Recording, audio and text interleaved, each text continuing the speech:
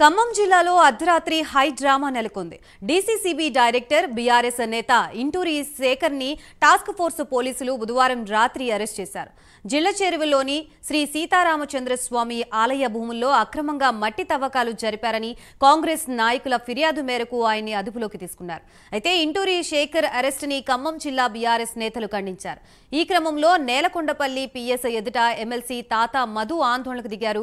రాజకీయ కక్షలో భాగంగానే శేఖర్ని అరెస్ట్ చేశారని ఆయన ఆగ్రహం వ్యక్తం చేశారు. ఇంటూరి శేఖర్ మరో ముగ్గురుపై 447, 420, 409 సెక్షన్ల కింద పోలీసులు కేసు నమోదు చేశారు. రైట్, ఇదే అంశానికి సంబంధించి మనకి మరిన్ని అప్డేట్స్ ఇవ్వడానికి మా ప్రతినిధి రజనీకాంత్ సిద్ధంగా ఉన్నారు. రజనీకాంత్, గాయత్రి, ఉమ్మడి ఖమ్మం జిల్లాలో బీఆర్ఎస్ నేతలపై గతంలో అక్రమాలు చేపట్టారు, అక్రమాలు పాల్పడ్డారు.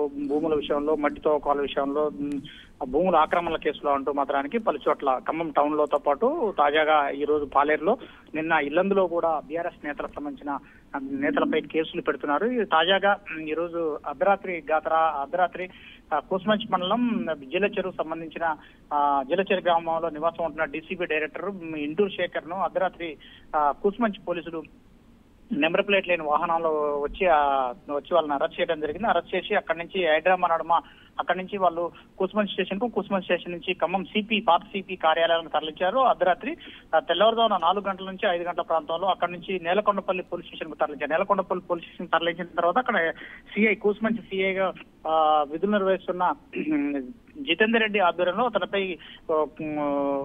ఇంటూరు శేఖర్ పై డీసీబీ డైరెక్టర్ ఇంటూరు శేఖర్ పై కేసు నమోదు చేయడం జరిగింది. కేసు నమోదు కూడా 6 గంటల తర్వాత కూడా చేశారు. అప్పటికే 5:30 గంటల ప్రాంతంలో ఎమ్మెల్సీ తాతామధు, బీఆర్ఎస్ పార్టీ జిల్లా అధ్యక్షులు కొనసాగుతున్న బీఆర్ఎస్ ఎమ్మెల్సీ తాతామధు అక్కడికి నేలకొండపల్లి పోలీస్ స్టేషన్ చేరుకోవడం జరిగింది. అప్పటికే రూరల్ ఎంపీపీ, దాంతో పాటుగా నేలకొండపల్లి బీఆర్ఎస్ పార్టీ అధ్యక్షుడు మరికొంతమంది కార్యకర్తలు కూడా అక్కడికి చేరుకొని ఇంటూరు శేఖర్ ని ఏ కేసులో అరెస్ట్ చేస్తున్నారంటూ ముందస్తు సమాచారం ఇవ్వకుండా అర్ధరాత్రి నెంబర్ ప్లేట్ లేని వాహనాల్లో వచ్చి అరెస్ట్ చేయడం ఏంటంటూ మాత్రానికి ఎమ్మెల్సీ తాతమధు వాళ్ళందరిపై కూడా ఆగ్రహం వ్యక్తం చేసే ప్రయత్నం చేశాడు.